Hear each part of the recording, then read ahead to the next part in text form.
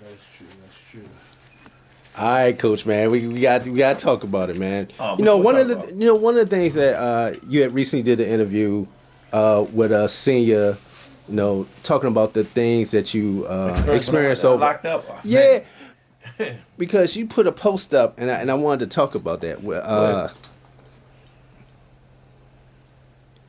Doors are opening. The wait wasn't punishment; it was preparation.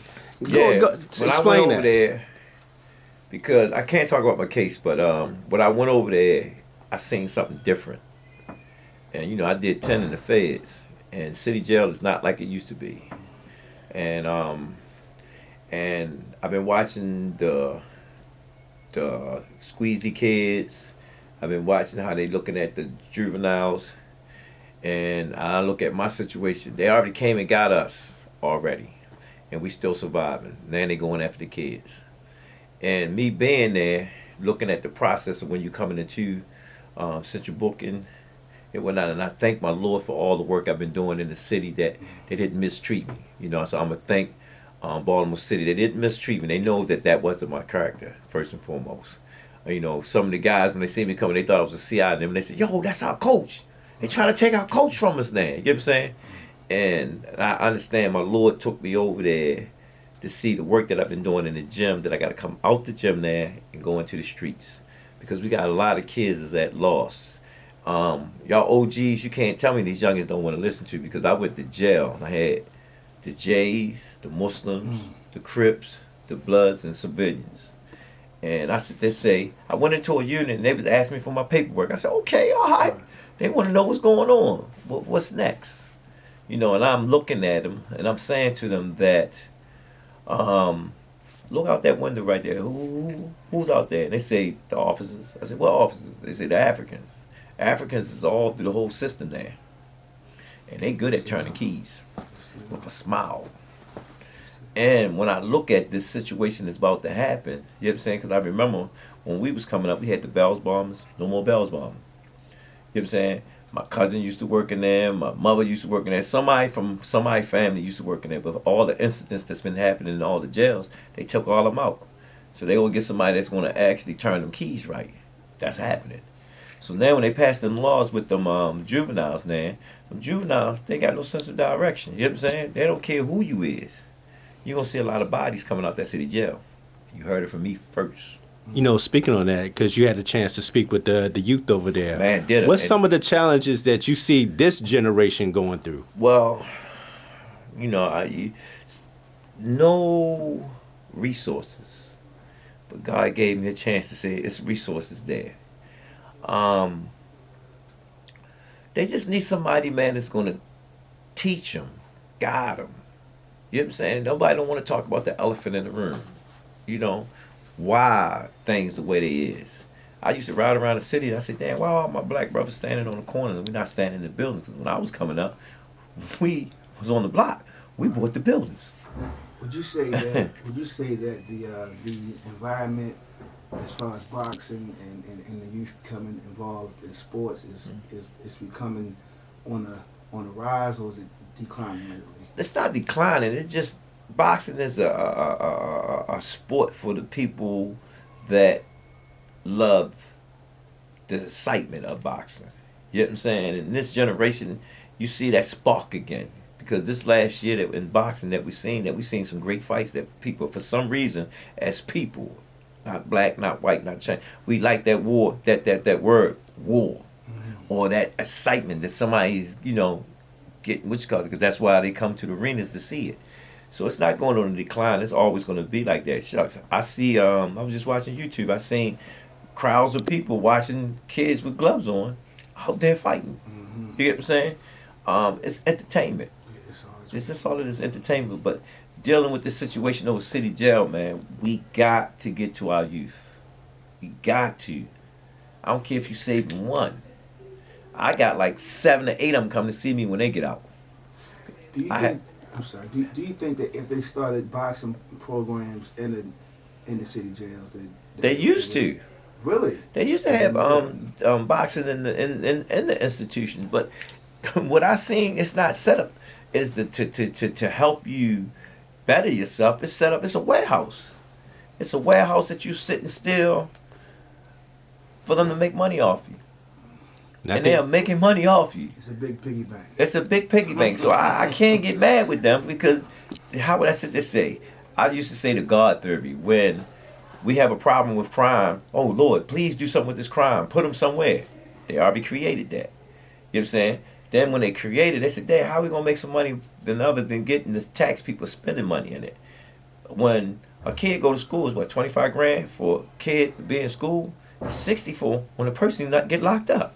So off the brick, I'm making 60 grand. You know what I'm saying? Then when I'm giving you commissary, that's unreal. You know what I'm saying? Then when I'm giving you the phone bill, that's another bill. You know what I'm saying? Then not counting all the medicine that they're giving you from these other pharmacies and stuff that's going into that. That's more money.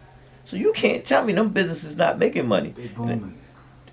So when I'm trying to sit there and say, man, we can't blame it on nobody. If we want to save somebody or get some, me, I'm like this. Whatever youngin is doing and he want to do some better with himself, I'm going to teach him how to do it. You know what I'm saying? But one thing he going to have to do, whatever he doing, he got to stop doing what he doing because I came up from that era. I was one of them kids that came up. You know what I'm saying? And I came home with a plan. When I did my 10, I had a plan. I sit down and ask myself, yo, why you back? I violated. What you violated for? Boom. And I wrote it down. But when I left out, I had a plan. My Lord gave me a plan. Follow this plan and you're going to be all right. That's how I got where I'm at today. I stay in the gym. I don't go nowhere. I don't do anything. So when this happened to me, I said, Dad, what in the world I do? He said, Mr. Ford, you got a warrant. A warrant for what? In Nevada. I ain't never been in Nevada. He said, no, Vegas. I said, oh, Vegas. And then when he told me, he couldn't see what it was. And then when I went inside and he told me what it was, I said, that ain't my character. The police even said that's not even Mr. Ford's character. People know me. People that really know me, I'm giving. I do stuff for kids for nothing.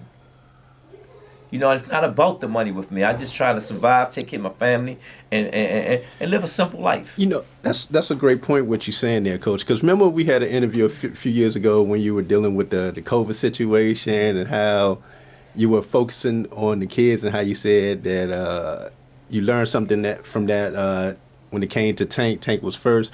But now, do you go back now and have those conversations with Tank? Like, I really got to... Tank just had a beautiful conversation. We just talked for hours yesterday. And I sit there and say, our mission is different, yo. We have to pay attention to the signs. You got to remember, he got locked up for the same thing that some of these youngins get locked up. Oh, he hit me. Oh, my Lord. You know what I'm saying? I met about 30, 40 kids. First thing they said to me, man, my girl got a warrant on me, man. I'm getting locked up for my girl hit him. And I sit there and say, well... I'm not going to expound on that, but that's what's happening there. This degree of stepping on us been happening for so long. You know what I'm saying? I remember when the welfare came in the place, they told the woman, he can't stay here if you get the check from us. Y'all remember that? Mm-hmm. Then when we talked about don't leave the kid, no kid left behind. Remember the Reagan era started that. That's why they passing kids like they was, because that rule was already in effect. So everybody don't want to go back when it first started, the root from when it came from. So when I sit back and look, I say, now they already been doing that thing with us, and they still saying we surviving. It's quite the babies now, the juveniles. You know what I'm saying? You start putting them juveniles with them adults around there, it's gonna be ugly. Because one of the things you start to see now is they've been talking about it for years now is the prison to pipeline system that is set up and designed that way because of the privatization that we have going on with the prisons. Because I remember, I think it was back in early 2000s, there was some empty prisons in Virginia and they needed to get them filled. So he's like, what we got to do to get them filled? And that's when we started. And that's what they were doing. It's business. A lot of prisons are privately owned now too. It's business. I don't know how you can own a prison. That's what kind of investment? Because if you got the money to invest in it and take care of the bills, you can invest in it. It's as simple as that. But you gotta fill it now. And how do you feel it? If people breaking the law, doing certain crimes, we're gonna lock them down. I seen incidents, the box. You had to pay for the box to be locked up on. Still got to pay for it. Mm-hmm. It's a business. So again, my thing is, they talking about the juveniles. What contingency plan they got for the kids that's not really bad? You know, and my Lord showed me. So, you know, my job is to put these people together that helps me and try to come up with a plan, because I have a way that we can help each other. You know what I'm saying? Because to tell you the truth, the kids do want some guidance. I seen it for myself. They do want some guidance. You know what I'm saying? And I know they do want some guidance because we do it here. Nobody, I'm like this. You got some gonna go right and some gonna go left. It happens. But if we sit there and try to help them, the ones that's gonna go left is gonna go left. The ones that's gonna go right, gonna go right. It's as simple as that. Now, Coach Calvin, you've been dealing with youth for A long time, for yeah. quite some time. What would you say is, of course, everyone is different, but what are the most common problems that you may find in some of the nature of the Not having male figures in the house. Some of them don't have their mother figure in the house. Education, finance. You know what I'm saying? My partner Kenny used to always say, if a guy see his dad laying on the couch every day, what do you think he gonna do when he get older? Unless he got a drive that he want what? Something different for himself. And half the time when he walk out the door, only thing he's gonna drive to is what he see in his face every day. Unless somebody around him direct his challenges somewhere else or see some talent that he have in him to devote that talent and cultivate it so he can be something. Coach, have you ever had a situation where your kids that you knew came to the gym and were hungry? Yeah, we do that now. That's why we had sponsors come in here and leave cases of stuff. That's why Smoothie King is who he is. Exactly. That's why I was going to bring him up. Man, clothes, Under Armour. Why y'all think we sit there and say we salute Under Armour? We got rooms and stuff that I give clothes to people. You know what I'm saying? You know, everybody keeps saying, oh, Tank and I'm rich. We're not rich. We humble people. We make it do what it do. I'm not going to tell Tank, I need this, I need that, I need that, I need this, I need this. You know what I'm saying? I'm going to teach my kid how to work for it. I'm going to work for it. I'm going to hustle for it. You know what I'm saying? I'm going to do it the right way so when it jump off, I can sit there and remember how we made it happen. We worked for it. Baltimore City was a city that, man, manufacturing was coming out this city. Work was coming out the city. You don't see none of that anymore. You know? How can we change that? All these vacant buildings. Everybody don't understand the science. Why Tank bought the block? Yes. You get money, buy your block. Buy something. Put something back in your neighborhood. They don't get it. Speaking on that, Coach, what was your thoughts when that fire broke out? It was sad. It was sad. I was actually filming it myself, you know, but at the end of the day, just let us know what we're dealing with in the city, you know? But the thing, I'm not going to let that discourage what our plans is, you know what I'm saying? We're going to make that a beautiful neighborhood, because I told him yesterday, I said, Youngin, how did it feel? He said, man, it feel good. I said, but it's going to feel great. When all this is over with and them homes are up, you did something positive that's never going to go nowhere.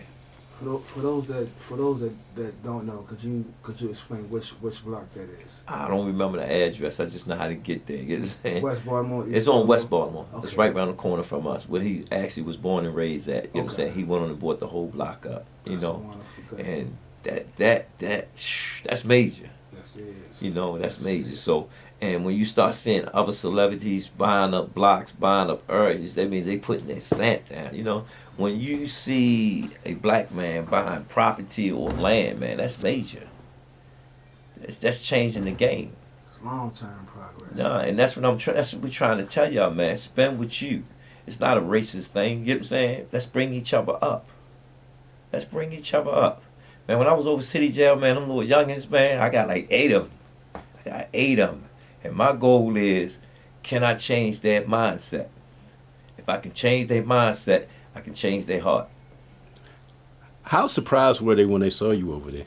This is the funny part. Some of them didn't know me, and some of them did, you know. But they was just shaking their head. Coach, what happened? I said, guess what? I'm just a traveler passing through. You know what I'm saying? Because I didn't do anything in Baltimore City, Maryland. You know what I'm saying? It's just the rules. I had to wait on Vegas to come get me, and they came and got me. You know what I'm saying? They came and got you. Yeah, so they had the great thing about it that they gave them a period of time to come get me, you know. So I had a chance to see the ins and outs. You know, sometimes they should send some of these politicians that put these rules and stuff in place and look at the concept. Because this was the funny thing about it. I went to Baltimore and then I went to Vegas. Vegas setup is just like a motor vehicles. Okay. It's a process. You know, we don't like going to motor vehicles because you got to move to this station, this station, this station. That's the same way their process is set up. Nice and smooth. Really? But when you go back and lock up, you're locked up. You get what I'm saying? They got some similarities. Lock up is lock up. You know what I'm saying? Lock up is lock up. You're going to get that hard cement brick thing. You're going to get that in the cold room. That's lock up. 30 men in a room about this size. Yeah, it can happen. Yeah, that can happen. But that's lock up. Yeah. But the process. It doesn't feel like they still treating you like a human being, not cattle. Did you have to get in a different mind state? Did it take you back? Listen to what I'm saying. I'm still trying to get back mentally because in Baltimore City Jail, I had to go back like I was in the penitentiary mindset because I didn't know what I was dealing with. You know what I'm saying? Whole nother generation. Not just the generation. Some of them thought patterns, you know, like it wasn't like when we was coming up. Their thought pattern was different. It was like survival mode. You know what I'm saying? I mean, the worst day that I hate was commissary day. I hated commissary day because you can cut the tension in the building. Right. You know what I'm saying? Right. And I said to myself, it's only $100. Right. So in that process, like, yo, we doing what we are doing for $100, commissary. Come on. Mm-hmm. You get what I'm saying? My thing is, shucks, if y'all help everybody in there, you know, you don't have to be worrying about commissary. Well, how I came up, if I went to the store, I took a couple of dollars, put it in charity, somebody else came in, they had something to come into because when you first come in the jail, nobody got nothing. Yeah, you ain't. Nobody got nothing. So they should be thinking like, hold up, man, let me do this. Bro, when you go to commissary, if you stand long, make sure you put it back. So now if we taking care of everybody, you know what I'm saying? We don't have to worry about nobody getting what? Robbed. Right. Nobody ain't got to be hungry. Yeah. Where I came up, we fed everybody. The only thing we didn't like was liars, snitchers, you know what I'm saying? And thieves in the unit. If you was one of them, you couldn't come in the unit. Mm-hmm. If you was a pedophile, you couldn't come in the unit. You know what I'm saying? All the old heads. Pops, you good. I had all the old heads sitting with me. You know what I'm saying? Because I'm about to become an old head. You get what I'm saying? But the youngins see that. I said, y'all get up every morning, go work out, go read a book. Find something. Don't become a box like you in a warehouse. Don't become that. Man, I seen little youngins was like, yo, this is my plan. I'm putting it together, coach. That's all. If I seen them doing it there, they can do even better out here. Kids sit there and say, coach, I said, yo, what you wanted to do with yourself? He said, man, I wanted my own trucking company. I said, what's the most money you ever had? He said, I had 20 grand. And the other old head looked at me and said, yo. I said, see, that's what he missing. Mm. 20 grand. 17 years old. I mean, I think it was 17 or 20, somewhere around in there. 20 grand. That's a trucking business. It is. It is. So you can't tell me, man. In this gym, I got entrepreneurs left and right, don't I? Yeah. Left and right in here. Left and right in here. If I don't know the answer, I'm going to go find the answer for them. So, you know, we got a lot of work, man. But I just hope my Lord give me the strength and the will and the people, man, to put this plan together. You know, Safe Street, they had their chance. Great opportunity. Great opportunity. They had a plan, you get what I'm saying? And only thing that we are missing, man, nobody is monitoring them. You got the probation office, they're not monitoring everybody. Everybody want to check. You got if I had it my way, all them people working in them big, getting all them millions of dollars and stuff, what you got? No, you only get you get this type of money the way you earn it. Mm-hmm. You know what I'm saying? Because then the situation will flip because they won't become about the check. It'll come about helping somebody, making them achieving these goals. And that concept came from, if I can train 40 to 50 national champions in this gym, you can train a kid to be a good citizen if you give him the right resources. You know, speaking on that, Coach, what was that conversation with your kids like coming back into up there? Because with them knowing your situation, I don't know if all of them apologize to them. Was that a tough conversation to have with your kids? And did they have questions? Apologize to him. Because that wasn't supposed to happen. But the strongest thing that stuck with me that night, I watched Kobe Madison spar. I was supposed to be going to a fight that night. I mean, the next day we were supposed to fly out. And I said, Kobe, if you fight the way you fight just now, man, you're going to be all right. And he was like, Coach, man, I'm going to be all right. You know, so his confidence was there. I had a little kid, we called him Showtime. Man, this kid liked that. And he said, Coach, come here, I got something to tell you. I said, what you got to tell me? He said, I'm staying in the gym every day with you now. I said, man, get out here. You're a football player. You ain't trying to stay in the gym with me. He said, yes, sir. He said, man, I'm quitting football, yo, and I'm going to dedicate my time with you in this gym. I said, yeah, all right, I believe. And before I left out the gym, he said, Coach, I love you. That was the last thing I remember. Walked out the door, Kenny stopped me. Yo, you know the police watching the car? I said, oh, they my private security guards, yo. And I walked out. Police came out there, said something to me, said I had a warrant. Next thing I know, I'm over city jail. It is what it is. But that little kid kept that in my mind. And before I said that, or before everything happened, Fun Dad Ray looked at me and said to me, yo, what's up with you? It looked like something's on your mind. And I've been troubled about a lot of things. Because that morning I came in and looked at the gym, I said, damn, this is what we work for. It's not good enough for me, you know? And he said, it looked like something wrong with you, something on your mind. I said, I got a lot of stuff on my mind. I'm trying to figure out a way. I'm trying to make it better, you know? Man, that's what happened to me, you know? Do you feel it was a way for Allah to get you back focused? It was. Because you got to remember, I did 10 years. That's what got me where I'm at now. So he put me right back to get my focus back. I already knew that. Like a little reminder. It wasn't a little reminder because, yo, I ain't lying. It felt like I just did 10 again. Wow. In that minute time, in that amount of time. In that window. Right, because it was tense. Them days was tense, you know. How would I say this? You had to carry yourself a certain way because you never know how people thinking in that situation. But, you know, I think all the people that was around me, you know what I'm saying, and understood what I was saying to them, you know, because it can happen to any one of us at any given time. At any given time. That's how this is being designed. If you look at the situation, because I had a chance to talk to some of the guys how they got locked up, what they was locked up for, you know what I'm saying? And looking at the process, how they bring you in, I mean, it got to be better than that. You know what I'm saying? Some of them don't even be long, supposed to be sitting that long, you know. They should have a criteria, what you call it, a better system, you know. And I listen to some of them, they say some of the counting system where you in and out. You know what I'm saying? Because of the process, based on your severity of your crime, you know, and whatnot. Let me ask you this: what made you get into boxing? Oh, Reggie Gross, Warren Boydley, they was my inspiration. My brother took me to watch Sugar Ray Leonard when he fought at the Civic Center, you know. So it was something that, I mean, most African American kids, you know, a lot of them, you know. I used to fight all the time, you know. The energy, boxing for me gives me that energy that I like to look for. And you've been into that for quite some time. Yeah, I've been doing this for years, you know. Who would you say are your top three favorites? We know who one of them are, but who would you say is your top three?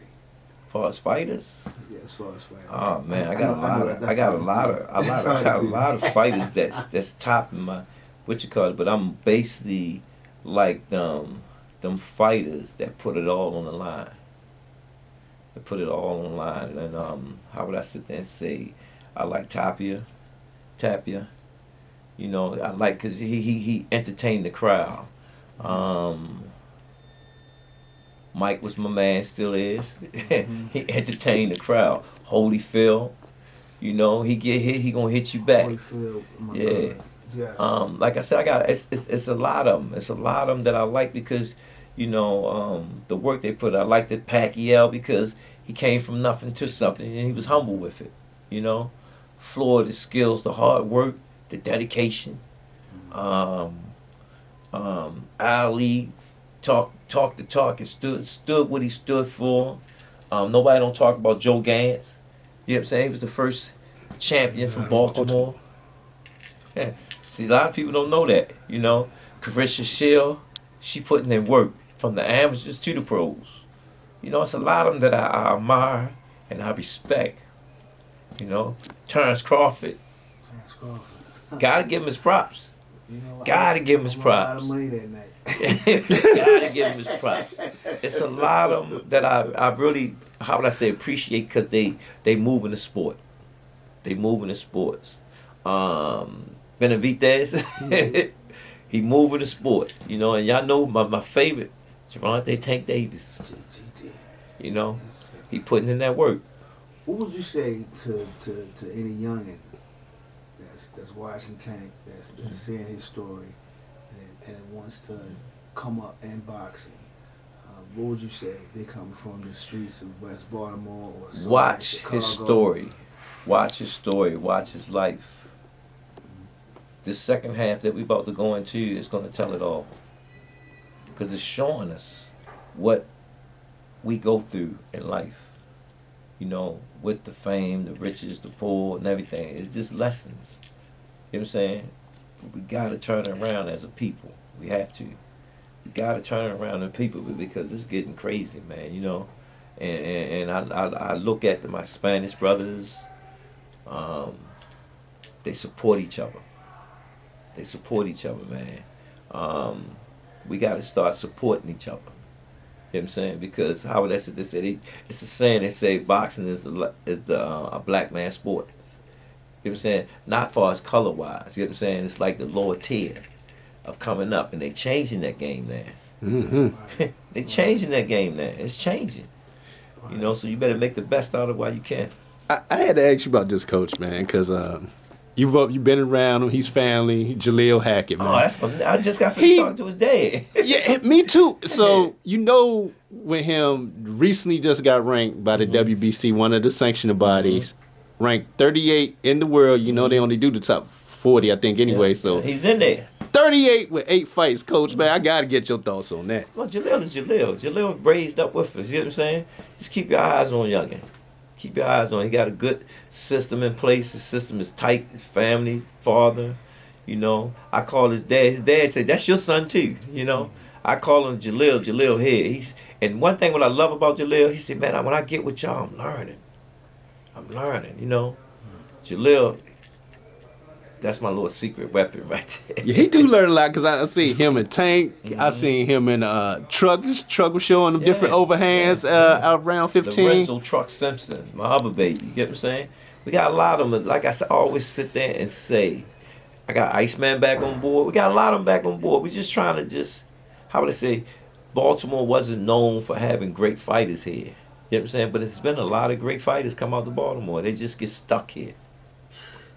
Hey, Coach. Now I got to get your thoughts on this also as well. You know, the Excellence League made that offer for Tank for $20 million to fight Haiti. Answer this question. Mm-hmm. If Garcia said he made 30, how can you only give Tank 20?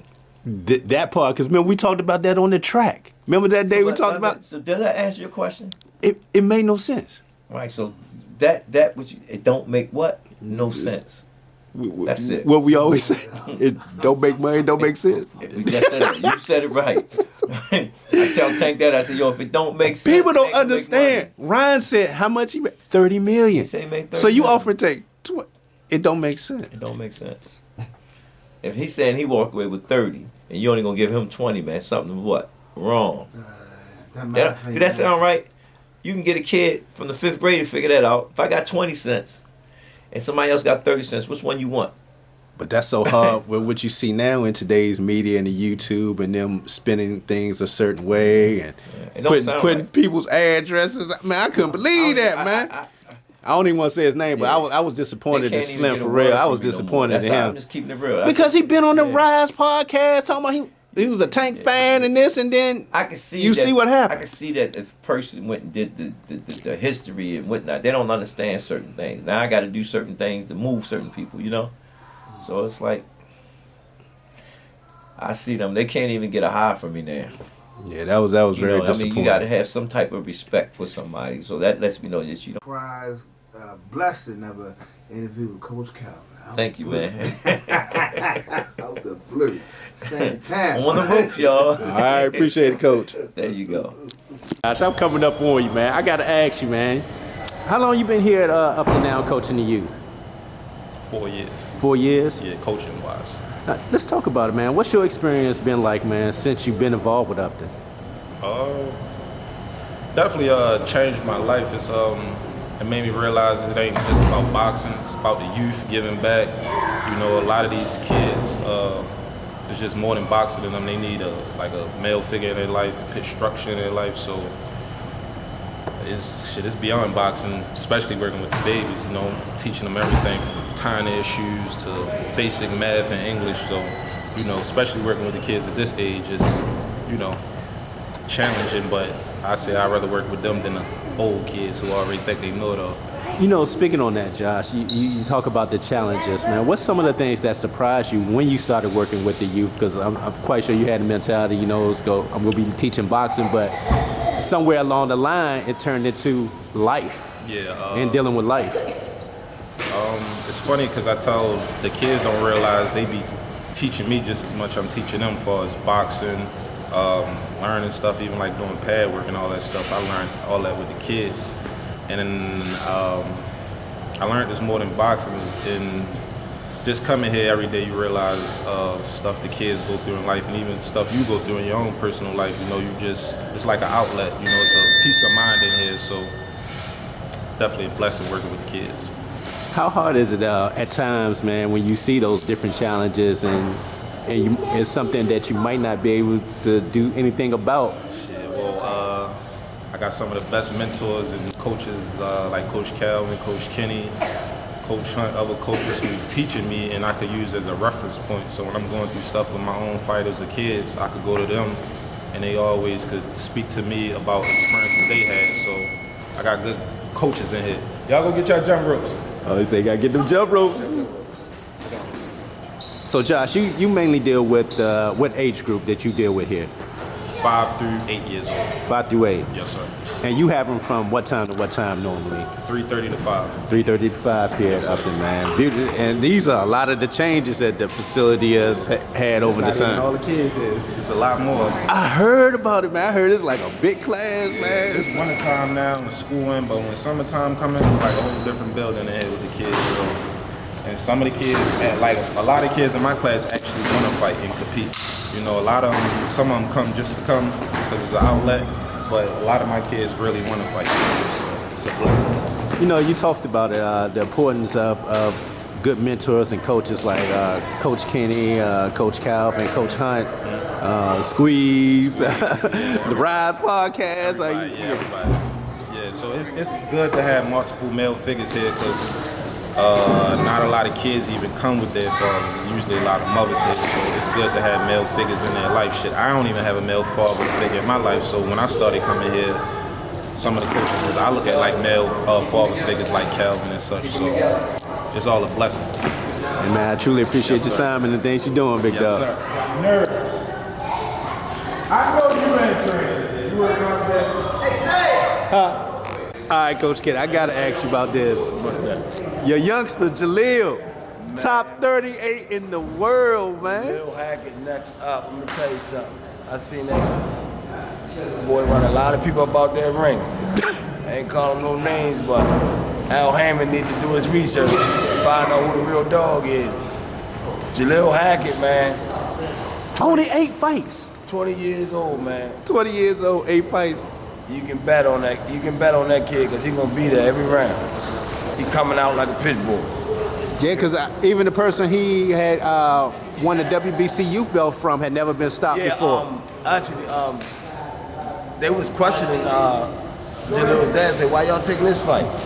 This kid might be too much for Jalil." You know, a lot of words was going around. Evidently, they didn't know who Jalil was. You know, he broke him down and stopped him there. What round was that? Third round?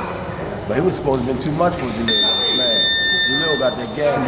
Man, when he work your body, it's a wrap. He don't go out to sit in the ring and waste a lot of time. Ain't no such thing as a warm-up round with Jalil Hackett. And that bell ring, he coming. He coming hard. He coming. Believe that. If you ain't ready, you better get ready.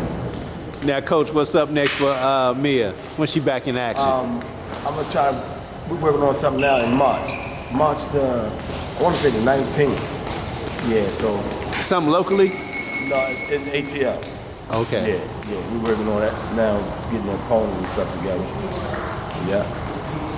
So it's just a matter of time, you know. We're back in there. Now, Coach, we go get that fight with Alicia Bumgard, Carissa. You think they can make that fight? I don't want to see that fight. I like both of them, man. I like both of them. I'm a fan of both. If that fight should happen, I'm just gonna sit in the front row and just watch it, you know. But it would be a good fight. I think for as long as it lasts, it's gonna be exciting, you know. I don't know who would win. You know, And what would they fight at? Good question. Because Alicia keeps saying 47, 47, 40. I think it'll have to be, if they do fight with 54 out, that's a lot of weight for Carissa to lose. You ain't lying. 47. She's just a bigger, it's weight classes for a reason. She's just a bigger woman, you know. It kind of reminds me of the weight classes between Lil Ali and Christy Martin. I think Christy Martin was 140 and Lil Ali was 160. And they made the fight happen, you know. So now the smaller lady lost that fight, you know, so I don't know what will happen with this fight, but you know, time will tell. I like both of them though, man. Both of them bring a lot to women's boxing, you know? Yeah. A lot to women's boxing, so. Now, Coach, remember we had talked about it on the track that time about them making offers to Tank? You don't make offers to Tank? No, Tank. you don't make offers to Tank. Tank is the face of boxing. You don't tell him what to do. You know, he tell you. You take it or leave it. What was your thoughts with what's his name? The Excellency has said $20 million for the Tank and Haney. He offered Tank 20, but remember, Ryan had already said what he made for his fight against. I made 30. More than what Ryan made, you know. So why would he take 20? That's crazy. Yeah. That's crazy. No, you don't tell the face of boxing. You don't dictate. He dictates. You ain't lying. You want it, you take it or leave it, you know? Who you seeing Crawford fight next? I would love to see Crawford fight. He moved up to 54. What's his name? Tim Zoo? But you know, I don't know how true it is. I saw it on the YouTube that Zoo and Thurman in March. Is that true? There's so many rumors. I don't know what. Man, I don't even know to believe, I man. would love to see Crawford fight Tim Zoo next. Yeah, you know. But do that make sense to you? Zoo, Thurman, March, No. roll out? That don't. No, Especially with the inactivity. Thurman moving up to 54. I ain't heard nothing about that. But Crawford been talking about moving up to 54. You know, he chasing history now. Yeah. Even though I would love to see him fight Boots, but it don't look like that fight will happen. You know, Crawford had his run, and now he's just ready to make legacy fights now. You know. Yeah, he looking for the biggest payday now. I think eventually, like Boots will move up to 54 too. He gonna go up there and force the action. I think he's gonna defend the bout a few times at welterweight and then move up to the next. Boots another bad boy. He's a bad boy too. Him and Crawford both are good fighters. Yeah, For real. great fighters. So you about to get ready for this next guy. What's the age group in this class, Coach? 8 up to like 16, 8 to 16. and then 17 to 80 coming in from 7 to 9. That's what's up. And I just start watching it with my dad. Free TV. Free TV. Yeah, free TV. Those were the man. best fights, man. I ain't gonna lie. Yeah. That's how I saw the Hagler Hearns. I think that was on. Yeah. Yeah, when It's Hackett like- Hearns, man, I was That was so Wild World of pumped. Sports. Yeah. Yeah, I was so pumped, man. And I'm a big Sugar Ray Leonard fan, and I know they come for me. I ain't hating, but I wasn't a real big Marvin Hagler fan. See, that's okay. We opposite.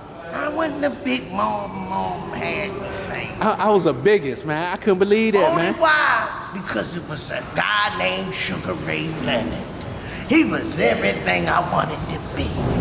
Fast, lightning hands, slick, showman, had the looks. You know what I mean? And the toughness to go with it. You know, but Mom Haglin and me, I ain't gonna that y'all gonna come for me. I'm waiting to hear what you about to say. I'm waiting to hear what you about to say. Mom and Haglin and me. Bring your lunch pail. But a 2024 Earl Spence. Yeah, I said it. Yeah, I said Earl wasn't switching. No, Earl wasn't switching, but the styles were similar. But the only thing I'm talking about styles that Mom Hagler was a monster. He had a chin, and Mom Hagler eat, sleep, drink, boxing. You know, no stab to Earl, but Earl had a lot of stuff going on outside of the ring, which is unfortunately. And people think I hate on Earl, and I like Earl. Still to the day, I'm a big Earl Spence fan. But Bud, when he first came into the league, I seen him, man. I said, man, that kid's special. For day one. You know, that's crazy, Coach. Because on the rise, man, you was taking a lot of heat with that during that fight time. That's like, you crazy? They said you was crazy. Then you ain't know what you was talking about? To the moon, dude. How it feel when you was looking around as the fight going on, just reminiscing, thinking about what they were saying on the show? I ain't gonna lie. That I wasn't nervous. I was not nervous because I told them it was nothing for me to be nervous about that I had to worry about Earl. The only thing that I really worried about, if my boy relinquished on the ropes and stood there for him, and that's not what Bud do. Soon Bud back touch the ropes, he's off of there, bang. He fight lovely off the ropes, he know the grab. I told Mr. Bernard, love you death, Mr. Bernard, don't you come for me, because I know you in shape, you getting back right. Oh Lord.